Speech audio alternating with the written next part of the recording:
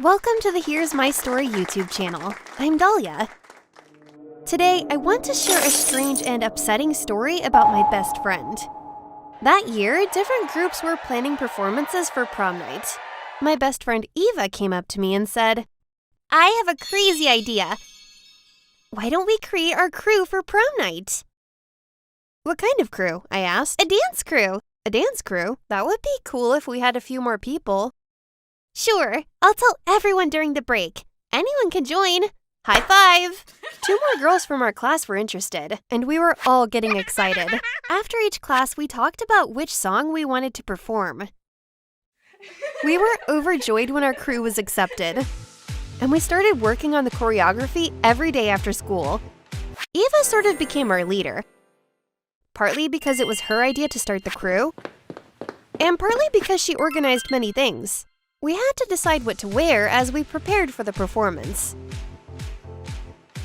Eva pulled out a massive folder from her bag. "As you can see, I researched over the weekend and collected many catalogs and magazines. Look at these skirts. They're amazing. Shiny sneakers would go perfectly with them. I'm unsure about the tops yet, but we need these jean jackets." The girls were excited about the clothes, but I was surprised. "They all look great," I said. "But something's bothering me. Isn't it too expensive to pick such outfits for a school dance? This isn't even our prom night." Eva looked completely surprised by what I had just said. "What do you mean? Are we going on stage in gym clothes?" she asked. "Why would we wear gym clothes?" "Then I don't know what we're talking about." "We can create similar looks with stuff we already have. We could even buy fabric and work with a tailor. That would be cheaper. For instance, we could all wear black boots since we all have them." "I can tell you don't care as much about this performance," Eva said. "Is that what you got from what I said?" "Yes, you suggest, let's wear what we already own and put on our boots. Do you realize we're performing in front of 200 people? We've been rehearsing for weeks. What do you think, girls? Are you with me or Dalia?" "I want to talk to my parents." Dalia isn't wrong, but if everyone agrees. Eva was pretty upset. She angrily packed the pages she had brought into her bag. "I think we should call it a day. Let's discuss the costume idea with our parents and then we can decide," she said. She was upset that her idea got turned down. She decided independently, tried to push it on everyone else, and quit when faced with criticism. Classic Eva. "We must get sneakers and a jean jacket too, Mom. We don't have much time. Can we buy them tomorrow?" "Dalia, we can't afford all these things in such a short time. And you can't wear those shoes and the skirt you showed me daily. You'll only wear them once and then forget about them, until you give them away because they're too small." "How about the performance?" I asked.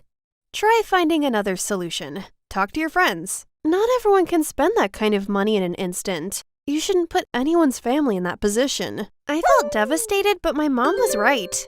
I didn't want to go to school the next day. Being the odd one out was tough. In the schoolyard, the girls had gathered, chatting excitedly. "Ah, Dalia is here." "Hey, girls." "So, did you talk to your mom?" "We're all buying them," said one of them. "Unfortunately, my mom said she can't buy everything all at once." By the way, please remember to subscribe, turn on the notifications, comment, and like.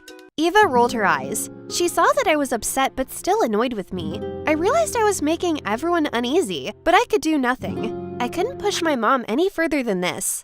The bell rang, so we went into class without talking. Everyone was confused. I didn't know what to do.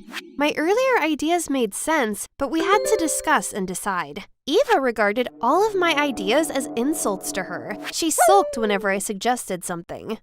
We didn't talk during the following few breaks. After the final bell rang, even before the teacher left, Eva sat down beside me. "Dalia, you're not upset that you were kicked out of the crew, right?" "What? Kicked out of the crew?" I was stunned. I had no idea I was kicked out. And it was a shock to find out this way. "No," I managed to say. "Okay then, see you later, bestie," she said and left. It felt like the entire school had crumbled around me. I never thought this could happen, especially with my best friend, or so I thought. I also believed we could work out the costume issue and somehow find a solution that made sense. But Eva always had a fit when things didn't go her way. When the next bell rang, the girls entered the class together but went unusually quiet. Something was up. All Eva seemed to care about was what she'd wear. It seemed like her outfit was more important to her than our friendship. The next rehearsal day was tough. They met at the school's entrance and went to practice together just like we used to. Meanwhile, I walked past them to go home. Even though Eva tried to act like everything was normal when she talked to me, it all felt fake. The others were the same. None approached me or asked me how I felt. I felt more and more alone. Just 4 days before the dance, the school took us on a picnic. But the dance crew couldn't come because they had to practice. On our way back, our teacher received a phone call. "Okay, I'll talk to her. We're almost back at school anyway," she said, and hung up. "Dalia, your PE teacher asked for you." "Me? Why?" "For dance practice." I thought there had to be some mistake. I decided to go to school and talk to my teacher. Keeping what happened to me was getting too tricky. Maybe I needed to share it with someone.